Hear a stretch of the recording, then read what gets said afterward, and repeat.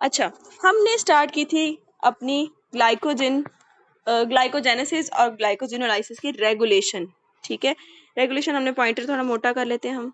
ठीक है, रेगुलेशन हमने करनी थी। ठीक है, अच्छा, रेगुलेशन में मैंने आपको बताया था कि हमने सिचुएशंस इमेजिन करनी होती है। सबसे पहले सिचुएशन हमने कौन सी इमेजिन करनी थी कि वेल फेड स्टेट है। ठीक है, वेल फेड स्टेट है। उस कंडीशन में वेल फेड स्टेट में क्या होगा, वेल फेड स्टेट आपकी कौन सी ग्लाइकोजन को अफेक्ट करेगी, वेल फेड स्टेट आपकी लिवर वाली ग्लाइकोजन को अफेक्ट करेगी। कैसे अफेक्ट करेगी, क्योंकि लिवर ने ही अपनी ग्लाइकोजन तोड़ के ग्लूकोज देनी है ब्लड को।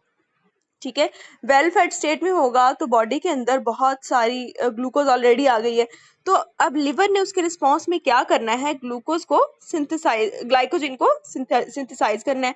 तो ग्लाइकोजन सिंथेसिस होगी और उसके अलावा ग्लाइकोजन डिग्रेडेशन वो स्टॉप हो जाएगी।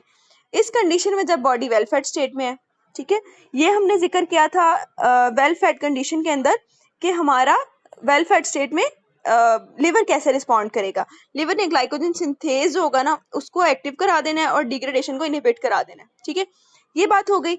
उसके बाद दूसरी बात कि वेल फेड स्टेट के अलावा हम इमेजिन करें कंडीशन आती है फास्टिंग की। ठीक है, फास्ट किसी ने बंदे ने बहुत देर से खाया कुछ नहीं है, तो उस कंडीशन के अंदर लिवर कैसे रिस्पॉन्ड करेगा। लिवर ने ऑब्वियसली बॉडी में ग्लूकोज का लेवल डाउन आया हुआ है ना, एक्सक्यूज मी। अच्छा, लिवर में ग्लूकोज का लेवल डाउन आया हुआ, तो लिवर क्या चाहेगा, लिवर यही चाहेगा ना कि उसकी ग्लाइकोजन जो है उसकी सिंथेसिस स्टॉप हो जाए, ताकि क्योंकि ग्लूकोज तो ऑलरेडी ही नहीं है तो ग्लाइकोजन कैसे बनेगा, और ग्लाइकोजन की डिग्रेडेशन है ना वो प्रमोट हो। ठीक है, वो वाली कंडीशन हो कि किसी तरह ग्लाइकोजन डिग्रेडेशन प्रमोट हो। ठीक है, और इस ग्लाइकोजन को डिग्रेड करने के लिए हमने कहा था कि इनकी रेगुलेशन के लिए दो तरह के मैकेनिज्म होते हैं। ठीक है, और अभी मसल का मैं दोबारा बता दूं, मसल की बात। मसल जब स्ट्रीनियस एक्सरसाइज में होते हैं, ठीक है, स्ट्रीनियस एक्सरसाइज में होते हैं ना, उस कंडीशन में क्या होता है कि आपके मसल ग्लाइकोजन की डिग्रेडेशन कराते हैं। सॉरी, ऐसे लिख दिया मैंने। हाँ, ग्लाइकोजन के क्या कराते हैं, डिग्रेडेशन को प्रमोट करते हैं और ग्लाइकोजन की सिंथेसिस को इनहिबिट करते हैं। ठीक है, स्ट्रीनियस एक्सरसाइज में। और इसके रिवर्स क्या करना है उन्होंने, स्ट्रीनियस एक्सरसाइज को छोड़ो, जब बॉडी रेस्ट में है। ठीक है, रेस्ट की कंडीशन में क्या होता है कि ग्लाइकोजन की सिंथेसिस मसल के अंदर प्रमोट होती है और डिग्रेडेशन स्टॉप हो जाती है। ठीक है, ये हमने कंडीशंस देख ली हैं, किस किस कंडीशन में क्या क्या होना है। हमने अब जिस सिचुएशन को रेगुलेशन में हमने डिस्कस करना है, रेगुलेशन दो तरह से होती है। ठीक है, हमने कहा था एक होती है कोवेलेंट रेगुलेशन, ठीक है, दूसरी होती है आपकी एलोस्टेरिक रेगुलेशन। कोवेलेंट के अंदर हमने सिचुएशन किसको आगे डिस्कस किया था, हमने डिस्कस किया था हमारी फास्टिंग की कंडीशन है, फास्ट किया हुआ किसी बंदे ने, तो उस कंडीशन में क्या होगा, हमारे सिंथेसिस के साथ क्या सलूक होना है, हमारी डिग्रेडेशन के साथ क्या सलूक होना है। ठीक है, फास्टिंग के कंडीशन में ऑब्वियसली हमने सिंथेसिस को तो रोकना है ना, ग्लाइकोजन सिंथेज को तो इनहिबिट करना है ना किसी तरह। ठीक है, और ग्लाइकोजन फॉस्फोराइलेज एंजाइम जो डिग्रेडेशन में था उसको हमने किसी तरह एक्टिव कराना है ताकि डिग्रेडेशन प्रमोट हो। अब ये जो एक्टिवेशन थी ना, ये हमने कल कर ली हुई है। ठीक है, ग्लाइकोजन फॉस्फोराइलेज को एक्टिव कराने की मैकेनिज्म हमने कर लिए कोवेलेंट के अंदर, एलोस्टेरिक में अभी आज आपको बताऊंगी। ठीक है, ये हमने फॉस्फोराइलेज की एक्टिवेशन कराने के लिए ताकि ग्लाइकोजन डिग्रेड होना शुरू हो इन दी कंडीशन ऑफ फास्टिंग, ये हमने कल कर ली थी। आज हमने ये चीज डिस्कस करनी है, ग्लाइकोजन सिंथेज कैसे इनहिबिट होगा अगर फास्टिंग की कंडीशन है। अब वो देखने जा रहे हैं हम। अब देखना मेरे साथ। अब हमारे पास कंडीशन जो इमेजिन की है वो हमने की है कि बॉडी है फास्टिंग की कंडीशन में, फास्टिंग की कंडीशन में है, तो ऑब्वियसली हमारे पास क्या होगा कि ग्लाइकोजन का जो लेवल होगा ना वो हमारे पास बढ़ा हुआ होगा। ठीक है, ये हमारे पास ग्लाइकोजन आ गई, ग्लाइकोजन का लेवल बढ़ा हुआ है। ठीक है, इंसुलिन तो हमारी वैसे ही डाउन है। ठीक है, इस बेचारी को तो साइड पे कर दो। ग्लाइकोजन आके जब अपने रिसेप्टर के साथ लगेगा तो इसने क्या करना है, मैंने आपको बताया था इसका जी स्टिमुलेटरी टाइप का एक्शन होता है, तो इसने आपके एडिनाइल साइक्लेज को एक्टिव करा देना है। ठीक है, एडिनाइल साइक्लेज जब आपको एक्टिव हो गया तो उसने क्या करना है, आपके एटीपी को कन्वर्ट करना शुरू कर देना है CAMP में। ठीक है, CAMP में। ठीक है, ये एटीपी कन्वर्ट होती है सीएमपी में। अच्छा, जब सीएमपी ज्यादा होती है तो सीएमपी ने क्या करना होता है, आगे सीएमपी डिपेंडेंट प्रोटीन काइनेजेस को एक्टिवेट कराना होता है कि वही स्टेप रिपीट हो रहे हैं जो हमने पीछे किए हैं। लेकिन यहाँ ग्लाइकोजन सिंथेज और ग्लाइकोजन फॉस्फोराइलेज दोनों की नेचर में फर्क इतना आया है कि आपका जो ग्लाइकोजन फॉस्फोराइलेज था ना, जब हमने उसके साथ फॉस्फेट ग्रुप अटैच कर दिया तब वो हो गया था एक्टिव। लेकिन हमारे जो सिंथेज भाईजान है, इसका जो है ना रिएक्शन उससे उलट है। इसको फॉस्फोराइलेट कर दो तो ये गुस्से में आके इनएक्टिव हो जाता है, कहता है मुझे नहीं फॉस्फेट चाहिए। ठीक है, ये अपनी रिवायत को फॉलो करता आ रहा है। मैंने ग्लाइकोलाइसिस में जितनी रेगुलेशंस पढ़ाई हैं, आपको याद होगा जब भी उन एंजाइम को फॉस्फोराइलेट करते थे वो इनएक्टिव हो जाते थे, तो कहते हम नहीं काम करें, हमें नहीं फॉस्फोराइलेट चाहिए। ठीक है, फॉस्फेट ग्रुप नहीं चाहिए हमें। ये आपका टिपिकल उन्हीं नेचर को फॉलो कर रहा है जो आपके ग्लाइकोलाइसिस वाले एंजाइम फॉलो कर रहे थे। फर्क किस में आया था आपका, ग्लाइकोजन फॉस्फोराइलेज उसने बगावत की है सारे मैकेनिज्म में, या बाकी सारे एंजाइम्स की कम्युनिटी से बगावत कर गया कि कहता है मुझे फॉस्फोराइलेट करोगे तो मैं एक्टिव होऊंगा वरना नहीं होगा। ठीक है, आप एक्सेप्शन के तौर पे इसमें नोट कर सकते हो कि बाकी सारे जितने एंजाइम अभी तक हम पीछे से पढ़ के आ रहे हैं रेगुलेशन में, उनको जब हम फॉस्फोराइलेट करते थे ना तो वो एंजाइम फॉस्फोराइलेट करने से इनएक्टिव हो रहे थे। लेकिन ये वाहिद एंजाइम है जिसको हम फॉस्फोराइलेट करते हैं तो ये एक्टिव हो जाता है, ग्लाइकोजन फॉस्फोराइलेज।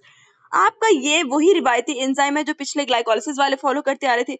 सीएमपी जब एक्टिवेट होता है ना तो सीएमपी ने क्या करना है, आपके पास CMP dependent protein kinase A को एक्टिव कर देना है। ठीक है, ये हो गया एक्टिव, ठीक हो गया। अच्छा, जब ये सीएमपी डिपेंडेंट प्रोटीन काइनेज ए एक्टिव होता है ना तो आपको एक बात मैंने 1000 दफा बताई हुई है कि काइनेज है ये। काइनेज का काम क्या है, इसने फॉस्फेट ग्रुप ऐड ही करना है। ठीक है, अब इसने फॉस्फेट ग्रुप कहाँ से लेना है, एटीपी से लेना होता है। ठीक है, अब इसने एक्शन क्या करना है आगे, अब इसने क्या करना है, ये जो आपका सीएमपी डिपेंडेंट प्रोटीन काइनेज ए बन चुका है ना, इसने आपका सीधा सीधा एक काम करना है। आपका ग्लाइकोजन सिंथेज था ना, ये बहुत बेचारा मासूम सा एक्टिव स्टेट में पहले बैठा हुआ था। इसने क्या किया, आपका सीएमपी डिपेंडेंट प्रोटीन काइनेज ए आया, इसने क्या किया कि ग्लाइकोजन सिंथेज को ना फॉस्फोराइलेट कर दिया। ग्लाइकोजन सिंथेज इसके साथ अटैच हो गया आपका फॉस्फेट ग्रुप। जब ये हो गया ना फॉस्फोराइलेट तो ये हो गया इनएक्टिव। ठीक है, सैड, गुस्से में आ गया।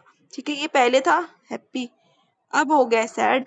ठीक है, क्यों, क्योंकि कहता मुझे फॉस्फेट ग्रुप चाहिए नहीं था, मुझे क्यों अटैच कर दिया।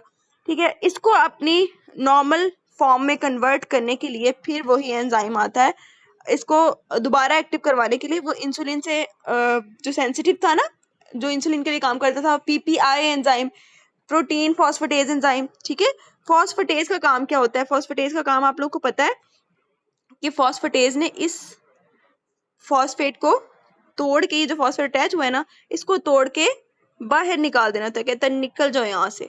ठीक है, अब ये वाला काम आपका कराता है प्रोटीन फॉस्फेटेज 1 एंजाइम।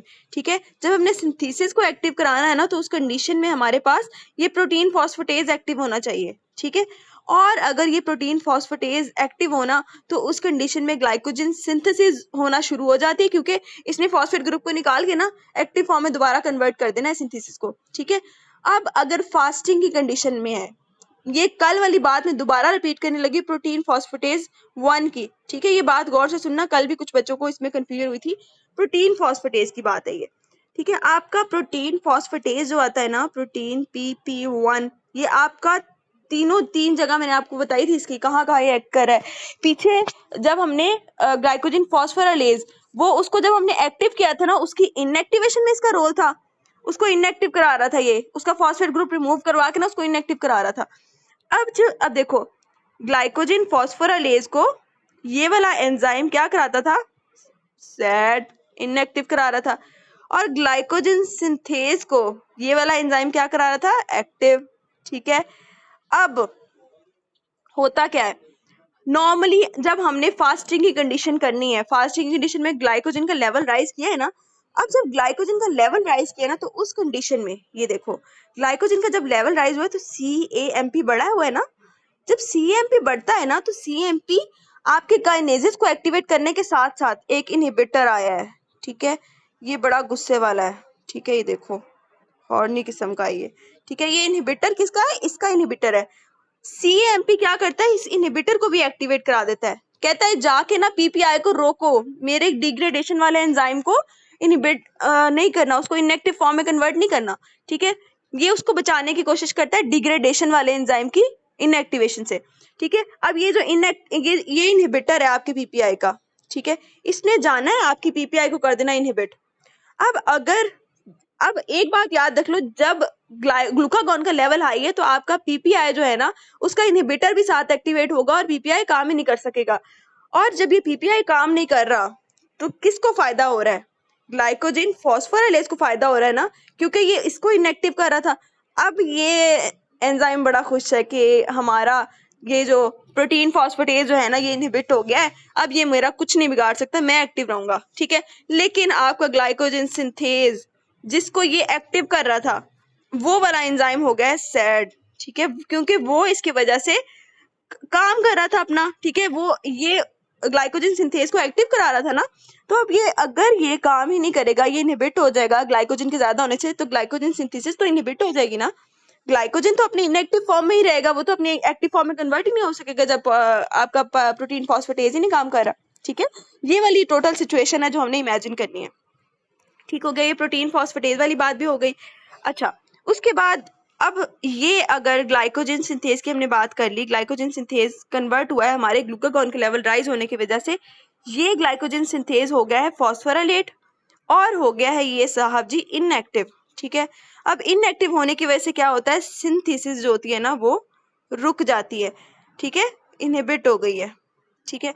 अब यही तो हम बताना चाह रहे थे, यही बताना चाह रहे थे ना कि अगर फास्टिंग का लेवल ज्यादा है, मतलब फास्टिंग की कंडीशन में बॉडी में ग्लूकोज की कमी है, तो डिग्रेडेशन प्रमोट होगी और आपकी सिंथेसिस जो होगी वो इनहिबिट होगी। दोनों काम हमने कर लिए, ठीक है, दोनों की समझ आ गई है ना, दोनों काम इनहिबिट हो गए। अब इसको थोड़ा सा समराइज करने वाले हैं हम, ठीक है। ये सारा मैकेनिज्म जो हमने पढ़ लिया है, दोनों टाइप की रेगुलेशन, उसके बाद हम एलोस्टेरिक पे जाएंगे। अभी हम इस चीज को थोड़ा सा सम अप कर लें।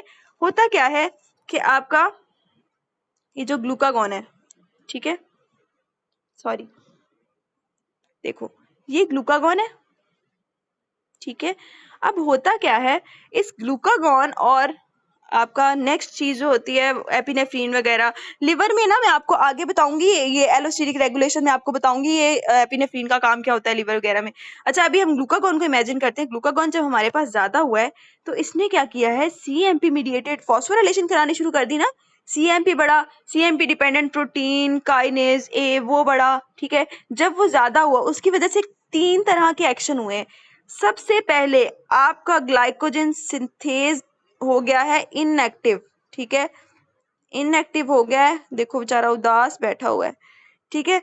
उसके अलावा दूसरा एक्शन इसने क्या किया है, आपका प्रोटीन फॉस्फेटेज एंजाइम PP1 उसको भी कर दिया है इसने इनएक्टिव। 2 एंजाइमों को नाराज किया इसने।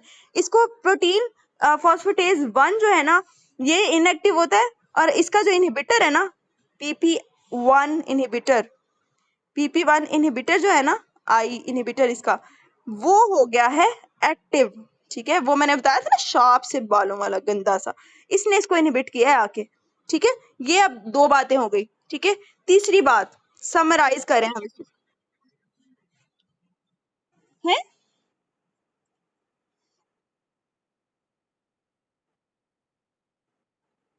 इनहिबिटर फॉस्फोराइलेशन से उसका इनहिबिटर एक्टिव होता है, इनहिबिटर एक्टिव होता है और जाके ना वो आपके प्रोटीन फॉस्फेटेज को इनहिबिट कर देता है ताकि वो काम ना कर सके, ठीक है। ये आपके जो पैराग्राफ है ना फॉस्फोराइलेटेड स्टेट मेंटेनेंस का 132 पेज नंबर पे, इसमें आपको पता लगेगा कि ये आपका प्रोटीन फॉस्फेटेज 1 का जो इनहिबिटर है ना उसको अगर फॉस्फोराइलेट कर दो तो इनहिबिटर फौरन से एक्टिवेट हो जाता है, ठीक है। वो इनहिबिटर एक्टिवेट होगा तो उसने आपकी प्रोटीन फॉस्फेटेज को इनएक्टिव कर देना है, ठीक है, क्योंकि उसका इनहिबिटर है ना, ये इनहिबिटर ने खुद एक्टिव ही होना है। अच्छा, नेक्स्ट हमारी तीसरी बात ये है कि आपका फॉस्फोराइलेज काइनेज एंजाइम, ठीक है, वो हो जाता है एक्टिव।